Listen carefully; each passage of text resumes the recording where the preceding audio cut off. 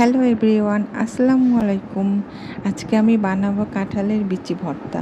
এই কাঁঠালের সিজনে যতদিন কাঁঠাল থাকবে এই বিচি ভর্তাটা যদি প্রতিদিন আমি খাই করে, তারপরও আমার কোনো বিরক্ত লাগবে না।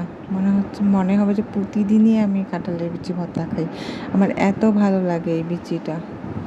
তো ফার্স্টে আমি কাঁঠালের বিচিগুলো খুব সুন্দর করে আস্তে আস্তে করে ভেজে নিচ্ছি। কাঁঠালের বিচিটা অনেক সময় নিয়ে ভেজে নিতে হবে, হালকা আঁচে একদম সুন্দর করে ভেজে নিতে হবে যাতে ভিতরে কাঁচা না থাকে। আস্তে আস্তে করে বিচিটা ভেজে নিলে পুরোপুরি বিচিটা ভিতরে হয়ে যায়। আমি সুন্দর করে ভেজে নিচ্ছি। তো ভাজা হয়ে গেছে, এখন আমি বিচিটা ঝালের জন্য কাঁচামরিচ দিয়ে দিচ্ছি। কাঁচামরিচটা টেলে নিব এবং রসুন দিয়ে দিলাম। রসুন আর কাঁচামরিচটা টেলে আমি বিচিটা ভর্তা করে নেব। অনেকে পেঁয়াজটা ভেজে দেয়, আমি পেঁয়াজটা কাঁচা দেব, কারণ বিচি ভর্তায় এই কাঁচা পেঁয়াজটা দিলে আমি ভর্তাটা খেতে ভালো লাগে। আমি এখন কাঁচামরিচগুলো আর রসুনগুলো টেলে নিচ্ছি। এই বিচি ভর্তা হলে আমার আর কিছু লাগবে না, বিচি ভর্তা দিয়ে পুরো ভাত খাওয়া হয়ে যাবে।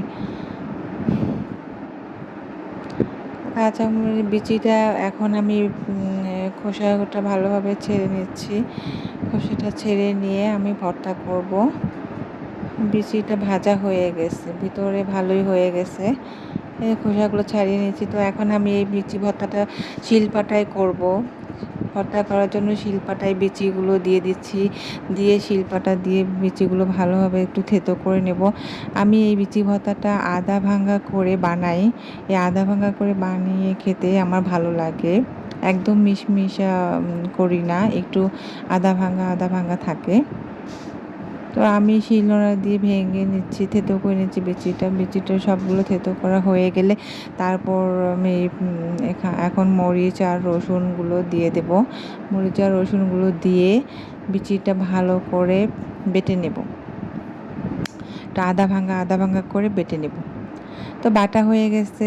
এখন আমি বিচি ভর্তাটা পেঁয়াজ কুচি নিয়ে নিচ্ছি, পেঁয়াজ কুচি দিয়ে মাখবো। তো লবণ দিয়ে দিলাম, পরিমাণ মতো লবণ দিয়ে একটু সরিষা তেল দিয়ে দিচ্ছি। সরিষা তেল দিয়ে বিচি ভর্তাটা এখন হাতে মেখে নেব। হাতে মাখানো খুব সুন্দর করে মেখে নেব। এই মাখানো বিচি ভর্তাটা কিন্তু খেতে অনেক মজা। তো কাঁঠালের বিচির এই ভর্তাটা আমার এত প্রিয়, বারবার খেতে ইচ্ছা করে। প্রতিদিন খেলেও আমি বিরক্ত হব না। আপনারা কারা কাঁঠালের বিচির এই ভর্তাটা পছন্দ করেন অবশ্যই কিন্তু কমেন্টস করে জানাবেন।